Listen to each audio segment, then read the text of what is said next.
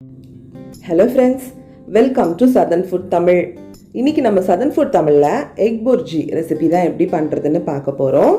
Egg lovers-க்கு எல்லாருக்குமே இந்த recipe ரொம்ப பிடிக்கும். இது ரொம்ப சிம்பிளாவும் நம்ம செஞ்சிடலாம். ஆனா டேஸ்ட் ரொம்ப நல்லா இருக்கும். வாங்க எப்படி பண்றதுன்னு பார்க்கலாம். இதுக்கு கடாயில 3 டேபிள்ஸ்பூன் எண்ணெய் சேர்த்துக்கலாம். எண்ணெய் சூடானதும் இதில் நான் 2 வெங்காயத்தை பொடியாக நறுக்கி வச்சுருக்கேன். அதையும் உள்ளே சேர்த்துட்டு கூடவே ஒரு பச்சை மிளகாய் பொடியாக நறுக்குனது, 1 டீஸ்பூன் இஞ்சி பொடியாக நறுக்குனது, இது எல்லாத்தையும் சேர்த்து இந்த வெங்காயம் நல்லா கோல்டன் ப்ரௌன் கலரில் வதங்கி வரணும். அது வரைக்கும் வதக்கிக்கலாம். இப்போ இது கூட வாசனைக்காக கொஞ்சமாக கறிவேப்பிலை எல்லாம் சேர்த்துட்டு நல்லா வதக்கி விட்டுடலாம். இப்போ வெங்காயம் நல்லா வதங்கிடுச்சு. இது கூட ஒரு தக்காளியை சேர்த்துக்கிறேன். சேர்த்துட்டு இந்த தக்காளி வெங்காயம் எல்லாமே நல்லா மசிஞ்சு வர அளவுக்கு வதக்கி விட்டுடலாம். தக்காளி வெங்காயம் நல்லா வதங்கினாதான் எக் புர்ஜி ரொம்பவே டேஸ்டாக இருக்கும்.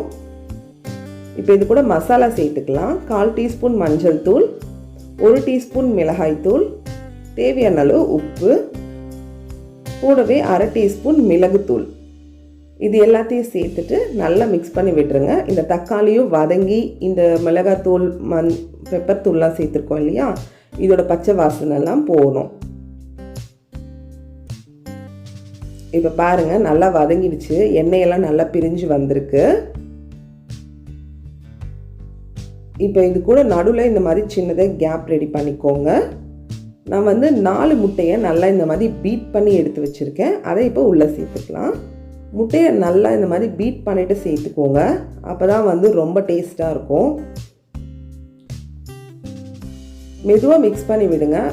ஃப்ளேமை லோலேருந்து மீடியம் அதுக்குள்ளே வச்சுக்கோங்க. ரொம்ப ஹை ஃப்ளேமில் வச்சிங்கன்னா அடி பிடிச்சிரும்.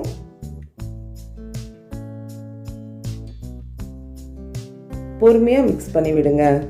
சைடில் இந்த மாதிரி முட்டை வேக அதெல்லாம் எடுத்து உள்ளே விடுங்க. அப்போ தான் எல்லா சைடுமே ஈவனாக வேகும். கைவிடாமல் இந்த மாதிரி கலந்துக்கிட்டே இருந்தீங்கன்னா இந்த மாதிரி உதிரியாக வர ஆரம்பிக்கும் கொஞ்சமாக.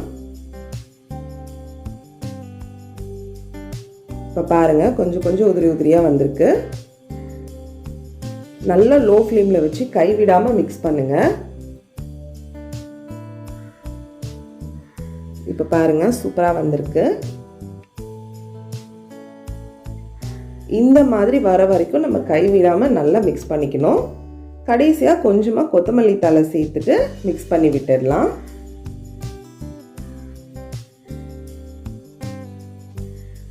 அவ்வளோதான், எக் புர்ஜி சூப்பராக ரெடி ஆயிடுச்சு. அவ்வளோதான் ஃப்ரெண்ட்ஸ், எக் புர்ஜி சுட சூப்பராக ரெடி ஆயிடுச்சு.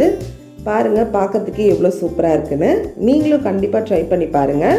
இந்த வீடியோ உங்களுக்கு பிடிச்சிருந்ததுன்னா சதர்ன் ஃபுட் தமிழுக்கு சப்ஸ்கிரைப் பண்ணிவிட்டு பக்கத்தில் இருக்க பெல் சிம்பிளையும் கிளிக் பண்ணிக்கோங்க. தேங்க்ஸ் ஃபார் வாட்சிங்.